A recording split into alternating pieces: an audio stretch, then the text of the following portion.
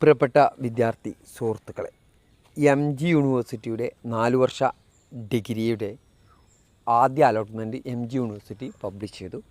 Allotment ലഭിച്ച വിദ്യാർത്ഥികൾ 19/6/2024 വൈകുന്നേരം 4 മണിക്ക് മുമ്പായിട്ട് താൽക്കാലികമായിട്ടോ സ്ഥിരമായിട്ടോ അഡ്മിഷൻ എടുക്കേണ്ടതാണ്.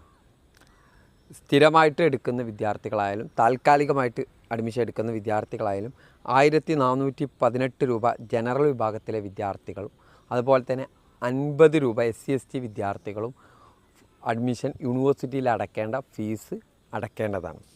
അങ്ങനെ നമ്മുടെ സ്റ്റുഡൻസ് ലോഗിൻ നിങ്ങളുടെ പാസ്വേഡും യൂസർ ID ഉപയോഗിച്ചുകൊണ്ട് ലോഗിൻ ചെയ്തിട്ട് അതിൽ നിങ്ങൾ ഏതാണോ അഡ്മിഷൻ എന്ന് അതിൽ രേഖപ്പെടുത്തേണ്ടതാണ്. അപ്പോൾ നമുക്ക് അഡ്മിഷൻ മെമ്മോ ലഭിക്കുന്നതാണ്.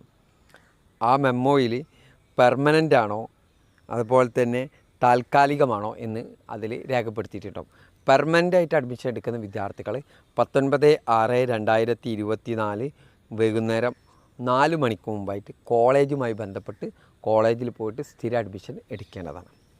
ഫസ്റ്റ് ഓപ്ഷൻ കിട്ടുന്ന വിദ്യാർത്ഥികൾ നിർബന്ധമായിട്ടും സ്ഥിരം അഡ്മിഷൻ എടുക്കേണ്ടതാണ്. ഫസ്റ്റ് ഓപ്ഷൻ നിങ്ങൾ കൊടുത്ത ഓപ്ഷൻ ഫസ്റ്റാണെങ്കിൽ ഇനി താൽക്കാലികമായിട്ട് അഡ്മിഷൻ എടുക്കാൻ ആഗ്രഹിക്കുന്ന വിദ്യാർത്ഥികൾ കോളേജുമായി ബന്ധപ്പെട്ടിട്ട് താൽക്കാലികമായിട്ട് ഓൺലൈനിലൂടെ അഡ്മിഷൻ എടുക്കാൻ കഴിയുന്നതാണ്.